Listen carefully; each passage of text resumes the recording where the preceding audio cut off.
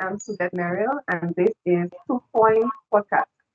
After being away for a month and a few days from our 8th episode, we are now able to deliver you a 2 Point via video.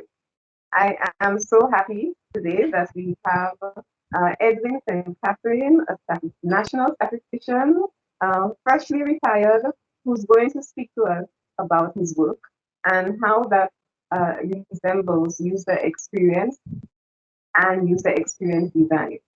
Uh, and just to let you know, uh, 2 Point is posted every Sunday as we explore the diverse elements of user experience and user experience design. What is it? Bringing you user experience insights, conversations, and solutions by people for people. So let's get started. And Catherine, he's a native of Saint Lucia and has given 26 years as a director of the Central Statistical Office of Saint Lucia. He's recently retired, and that was in 2019, and has continued to be a voice and leader as an advisor, scientist, and expert in the capacity of a CEO of his business, Data Point Solutions. So, Edwin, tell us, what does the work of a national statistician involve? But when you're doing that, just give us a little something about yourself personally, and then evolve into your work as a national statistician. Yes. Okay. So I actually grew up in the village of Micoud. I went to primary school in Micoud and subsequently to the Methodist primary school. And some of the usual steps that myself, my colleagues would have followed to St. Mary's College, St. Lucia A-level college, then UWI. Right. For a few years, I worked after I left UWI, University of the West Indies, Cavell, where I did a degree in economics. Okay. Even while doing that degree, I had a bit of fascination for quantitative subjects. So even in my degree, I would have had some of my best grades in econometrics, applied statistics, mathematical economics, and stuff like that, right? So, and then I came back home. I worked with the Ministry of Finance as an economic assistant. At the time, Dwight Venner was Director of Finance, and Bernard Le Corbusier was Deputy Director of Finance, Fiscal Affairs. Yes, I spent 2 years working, firstly as an economic assistant when I left A-level, then as a statistician when I came back from university.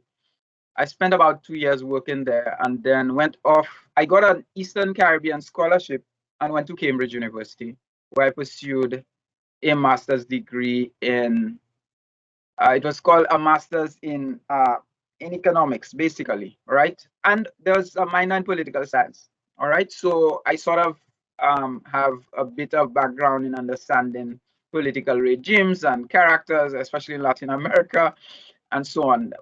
That was part of the work that I did at university. And of course, as usual, I did more of the mathematical parts of economics, like especially macroeconomics, that a lot of engineers who wanted to change the course of their careers at Cambridge went into economics, subjects like optimal control, econometrics, and things of that nature. So I myself did quite a bit of econometrics and graduated with a master's degree from Cambridge. Yeah, and while I was at Cambridge, I met one or two Nobel Prize winning economists, like Amartya Sen, right, who signed a couple of my books, and also an international economist called Mead, right, and so on. And of course, Cambridge is very well known for its background of having been the campus that Keynes, Maynard Keynes, and his assistant Can study. All right. Yeah. So so that was it. And I came back, and within 2 or 3 years, I was director of statistics, and then and spent 20 years at the statistical department. Doing some work that I consider to have been invaluable to me. And certainly I hope to have been invaluable to Saint Lucia. Wonderful. I am very much impressed with getting to the point of Cambridge University. I mean, that's a great achievement. I don't know many people have, at least within my territory, locally that is. So that's what I have to say. That's such a great honor to be in your presence. And the subject matter that you have, the areas that you have gone into, um, lend itself significantly to the area of data science, and also user experience design. So that is why that's one of the main reasons I really wanted to hear, because as a statistician, national that is, you are concerned with all nationals, everybody, in every respect of our social Yes. life, our natural life, how we live, what we eat, what's our income, how many children do we have, mortality rate, um, and even sectoral information, our GDP. I mean, there's no better example than user experience there, because people need to interact with all products and services for you to get that sort of information from them. So I'm very honored.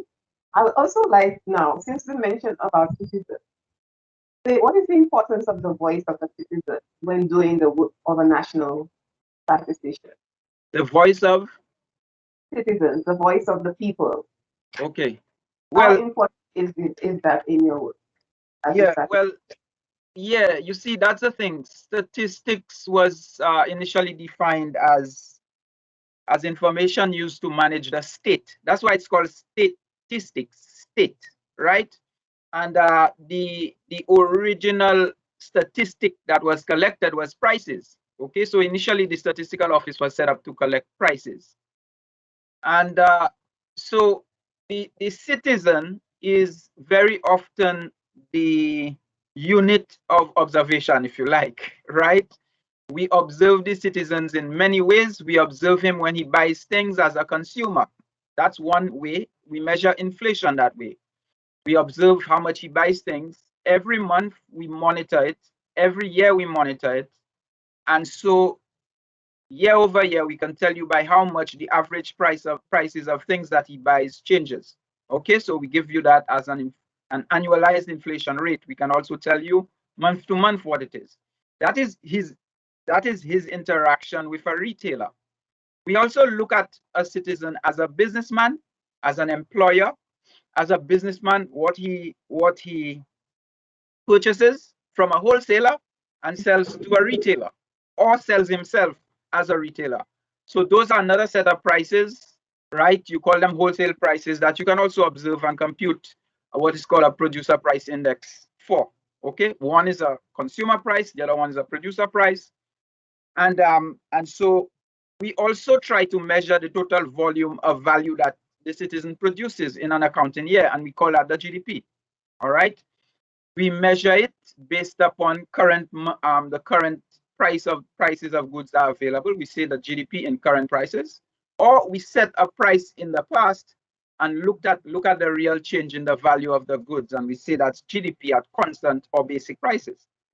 Okay, so yeah, that's another way we observe the citizen. Another way is that sort of the economic side of statistics. Then there is the social side, where you visit the household of the individual and you find out, how many people live there, how many are male, how many are female, what's their religion, what's their relationship to a reference person. Okay, we've changed that concept from head of household, which tends to have a masculine bias, to reference person. Uh, look at disability in the household, medical conditions. We look at education levels. We have an ongoing survey that monitors employment and unemployment conditions, how much money he makes. If he's unemployed, how does he sustain or she sustain himself and the household and children, right?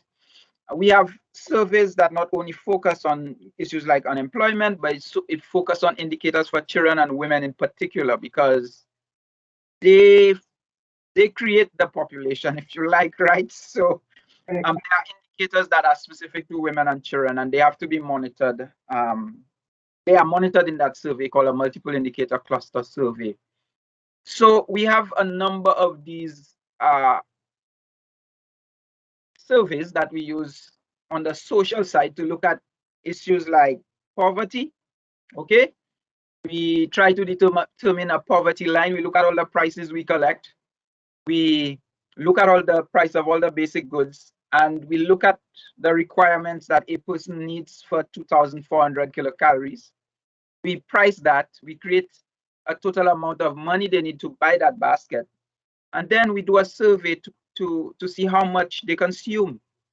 And we compare it with that line to see if people are above or below an indigence line and also a poverty line. And that tells us the poverty rates, levels of deprivation, a number of these issues. So there are many, many interesting topics, including those indicators focus exclusively on health, your waistline. We measure your waistline, we measure your blood pressure, we work with the Ministry of Health to work out, the vulnerability of the population to non-communicable disease. It's called an NCD survey, right? That's another very critical one in the cycle of surveys that countries need to do.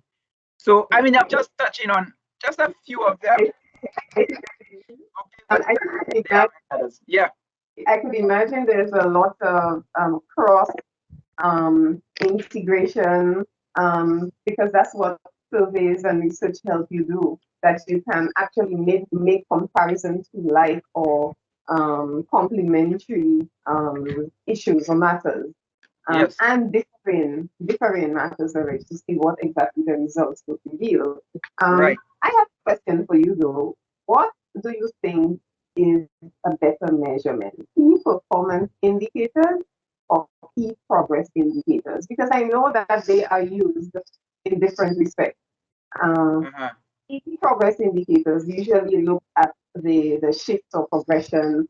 You're hoping that there is a positive shift from now maybe to a certain given point in time. You look at the quality of life of people to see if there's an improvement. But then key performance can also relate to the business sector, more the business side. So you're talking about improvement in income and so forth. So is there a disparity? Is there a preference in these two? Performance, yeah, they are different. It's sort of like you mentioned, performance is sort of measuring you against others to some extent, right? Measuring your level of efficiency against some maximum capacity that you might have. Okay, so therefore, in GDP, we call that your production boundary, right? So that yes, we look at things like, to a limited extent, efficiency, right? So we look, for example, at the productivity per worker, all right? We look at things like, a lot of them are sort of a cross between performance and progress, like the literacy rate, for example, can show where Saint Lucia is relative to Barbados, relative to the United States, and so on. And those indicators have been improved significantly to sort of measure the potential of a citizen to produce productively and to allow his own country to maximize its GDP. Okay. Yeah. So there are those type of indicators, and typically in statistics, most indicators are sort of a cross between performance and progress, because what we do as statisticians is that there's an annual meeting at the UN. There are annual meetings at CARICOM where statisticians meet and they discuss how they're going to use the international definitions applied to the region to allow us to measure many different concepts: literacy, agricultural, an agricultural holding, what it's defined as, production, all kinds of concepts we discuss. And we also put together not just definitions, but also classification systems, so we can measure ourselves, our countries, versus others. Okay, so when I speak to the population, the residential population of Saint Lucia, I mean something almost exactly the same as what it's meant in the US. The residential population of any country, Saint Lucia, the US, England, we all agree, will be the population who has lived in your country for the past 6 months and intend to live in your country for the next 6 months, irrespective of their status as having been born there or not. Okay, so that is your resident population. All right, so when I measure it this way, and Britain or Barbados or Jamaica measures it the same way, we add our populations across the globe to come up with the globe's population. Okay, so it's in a sense, population growth is really a measure of progress more than performance. Some of them are more one than the other, but I think you understand what I mean. But there are the framework that we're using now for all measurement is the focus of the collection of data from many statistical offices now, apart from some of the more traditional things that we measure, is the Sustainable Development Goals. All right, so yeah, and some of that includes some governance indicators like the measurement of corruption. All right, not just the corruption that a politician does, for example, but also the corruption that a police officer guarding the hospital may engage in by allowing somebody to pay him off so they can visit somebody. Okay, that is also corruption, right? It's a violation of the rules, and he's using his position to benefit himself, right? So all of that is involved, yeah, and that definitely is sort of progress and also performance, if you like, yeah. Okay, yeah. I love that, and I love that you touched on governance. Because I wanted for you to tell us, how does the impact of data practices add to good governance practices and improvement? I think that's very important, because as the national statistician, after all this work is done and the data is gathered and the analysis is done and the reports are presented, who is to say that by evidence of what came out of all the work, that decisions are going to be made based on that? What guarantee? Okay, so you don't, okay, let me just say this, right? Like I said, the definition of the word statistics is information used to manage the state. Statistics, right? Another crucial thing, especially in our jurisdiction and many other, countries modeled after the British political system, is that there must be, it's constitutionally a requirement, there must be a census done, a counting of all the people in the country every 10 years. Okay, that is a constitutional requirement. Why? Because whereas very often they are not, the electoral boundaries are not realigned every 5 years, and we have a glaring problem in Saint Lucia with respect to that. The reason for that is that the census is the main vehicle by which you allocate political power to the population, right? Okay, so anytime there's going to be a realignment, as was done with Castries North and Castries Central at one point, and the splitting of Castries Northeast and all of that, that requires the use of census data on the residential population. So in that respect, the most important aspect of governance, right, the expression of democracy, is via a statistical instrument, right? A statistical process called the census, all right? And I have not been under the microscope with respect to census population, but I have been involved in it in other countries like St. Vincent, even to the point of witnessing Ralph Gonzalez coming to the statistical offices and asking me detailed questions about the scanner that was scanning census questionnaires because he had some issue in court. Okay, so we haven't gone down that road yet, but it's fast approaching with the size of Grozile. The other thing about governance is that governance, statistics is involved in governance because statistics is the main expression in between elections. It's a concrete way, quantitative way of explaining to policymakers, politicians, permanent secretaries, international institutions, what the population is experiencing. If they're experiencing high unemployment, this is what your data will reflect. Okay, so you want to make sure that your instrument is a conduit between the experiences of the people and the people who set policy and that are intended to alleviate their plight, whether it's their provisions in education, in employment, in health care, the percentage of elderly population to the rest of the population. I notice we have a new ministry that addresses elderly affairs, and that's not by accident. It's because we have a burgeoning elderly population. I think that was very advanced thinking by the government. So that is how statistics is always be supposed to be responding to how people's experiences are changing. Okay, and you present that data on a constant basis so the policymakers can see it and they can use the information to protect the population from, you know, what is foreseen. Yes, or what can be foreseen. I think that Right. I think you also brought into the fold there how time-based research is, but also to how time-based action is based on the research, the results of the research. Right. So, for example, maybe we can talk about the project, an example. What is one of the most profound projects that you've undertaken? Not the typical that you know we would yes aligned to a statistical department, but what is an exceptional one? Can you share with us? Okay, well, I have had many experiences as a statistician, right? Let us see.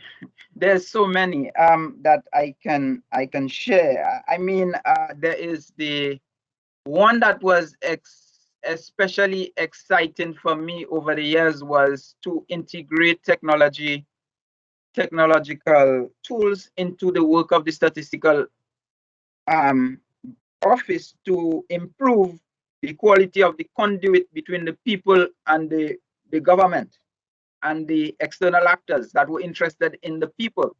So for you to improve the efficiency, reduce the time it takes for people, for those ministers, policymakers to receive information, you want to cut the amount of time they take to receive it. You want to remove paper from the process, or originally I had to actually use paper, but use intelligent character recognition or optical character recognition to transfer paper-based data into digital characters for management, right? So that, and eventually to collect data over the internet or via tablets, okay, or phones.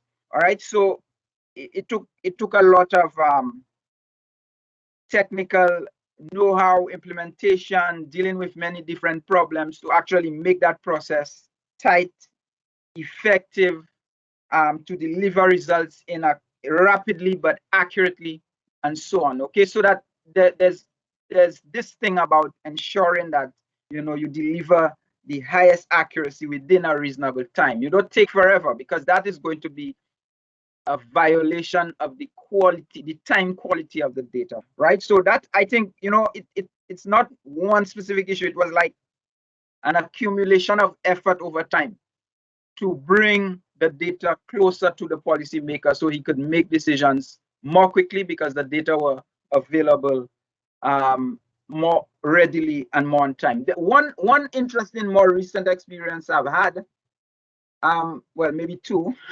One was the measurement of crime in Saint Lucia, and the loss that people experienced through crime. Okay, the society has grown to be more crime-ridden, especially in the past 5 to 10 years. Crime has been on the rise. And what we sought to do through a national crime survey is to measure the cost of this crime to society, okay?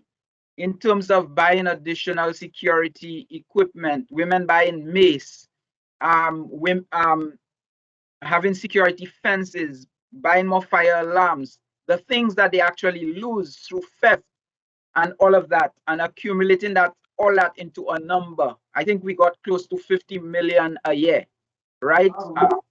In loss. Okay, both from items lost through theft, personal injury, and things like that. And and also preventive measures. Okay, so that was an interesting one also, right? I Which, can understand that certainly. yeah, Um, but let us talk about the field itself.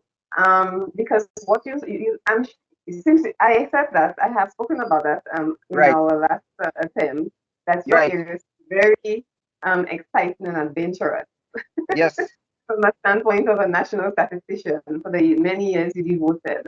But for that person, the younger person who have not been exposed to the value of research or data, what environments do you think we can present or cultivate for them to want to appreciate or see it as maybe even a career choice, something to look forward to, uh, something that they would see themselves as a contributor to effective decision making and problem solving?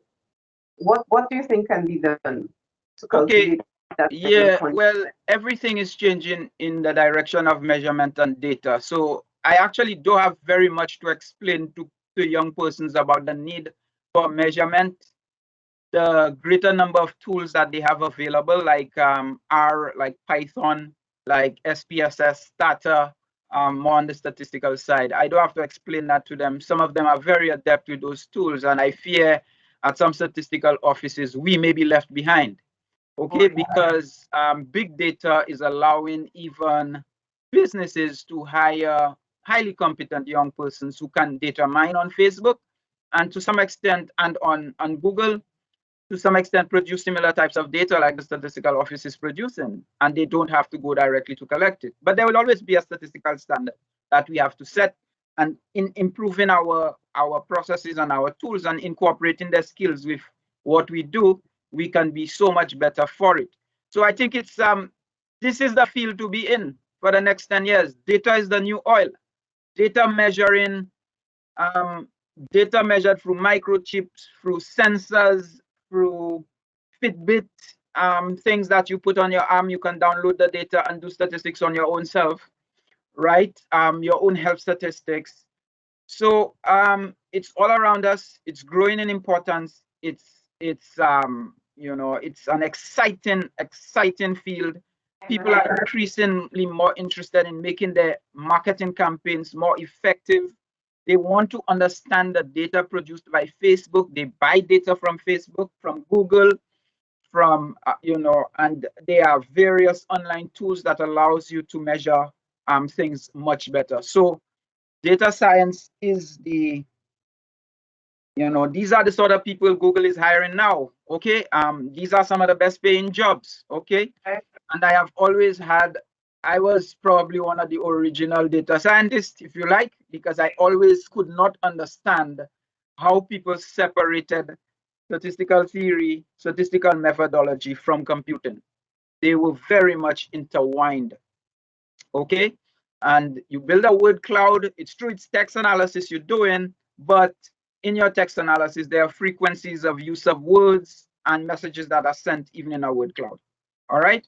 So it was more moving from just the hard science, but also moving into the area of understanding emotions of people and where they were thinking through what they were saying. Okay, so there's the hard science. You measure sex, male or female, and there's a whole word cloud that on a specific topic that you can deduce specific types of responses to, even if they are many and varied. Opinion-based research. Okay, so yeah. So I think I would like to speak on careers. Job creation. yeah, Something I feel that a lot of work needs to be done with. I mean, I can only speak on my country. I think we seem to depend or be very stagnant on creating those types of fields, those types of jobs where persons will have the opportunity to do just what you are saying. So how can businesses, small businesses help that? Because I think that the commercial environment has a significant role to play in job creation. But then they need to understand the need. for it. And that means adjustments need to be made internally. The whole strategic direction has to be examined. So what can you say about that? Yeah, that's the thing, right? Things are changing. Things are going on Facebook, on Instagram, on Twitter, and those businesses that are not changing and adapting to that new environment are finding that, you know, the sales are being affected and they have to change. They have to understand the environment. Now, some of our older business folk may have to grapple with that understanding, right? Because they will lose business share. If you look at, for example, the media landscape, whereas there were 2 or 3 media companies out there, I mean, virtually anybody can just do a Facebook Live. And if they have a catchy enough personality and enough savvy with persons, they can build an audience, and they can build an audience around their own personality, right? So it's no longer that they need a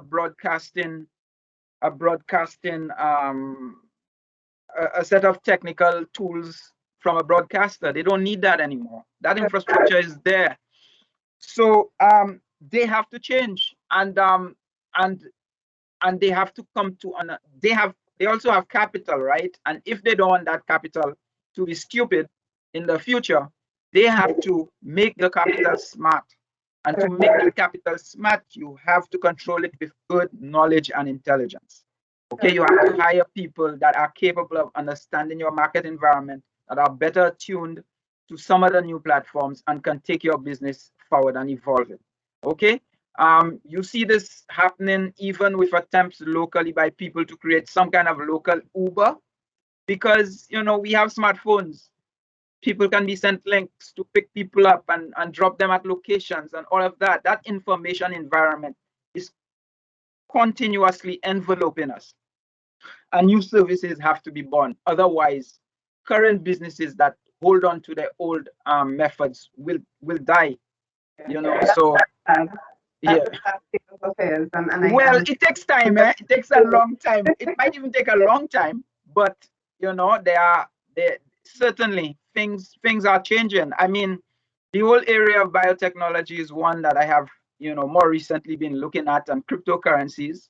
The whole model of money in the economy as, you know, a medium of exchange, a store of value, fungibility of money, and all of that.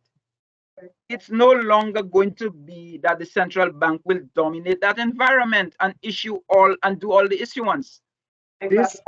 This is being done by money that is smart, right? A cryptocurrency is a smart type of money that can be exchanged from one person to another, irrespective of what country they are in, right? It can be infused with contract law even, right, between 2 individuals, right? So cryptocurrencies, biotechnology especially, you know, we've seen it through how quickly mRNA vaccines have been developed, and the same, and all of that is being fed by data science.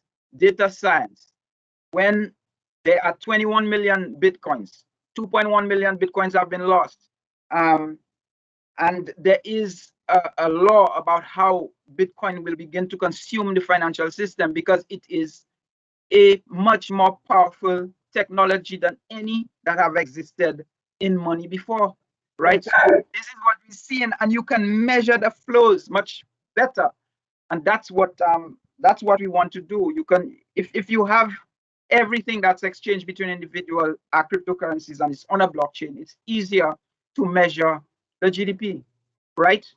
Than if you have a lot of actors who do things that you don't see. It's not on the books, right? You don't have any way of measuring it. It's lost. You don't understand it. Anyway, yes. Let me know. I know you get carried away with. I know that's one of your loves. Right. Let me tell you, that was a wealth of information. I mean, the listeners, I'm sure every single person will get value from this conversation. Would you like to leave us with any last words of encouragement to our small businesses, of encouragement to our government, or just something that people can take away? Yes, I would say that throughout my life, I have always been a person that I read a lot. I always read a lot. I was very, even now I try to read 2 or 3 books a month. Okay. I listen to a lot of podcasts. I am very interested in how society is changing, and how new companies are being created and how they are grappling with the future. All right. We see it in some of the areas that I mentioned, right?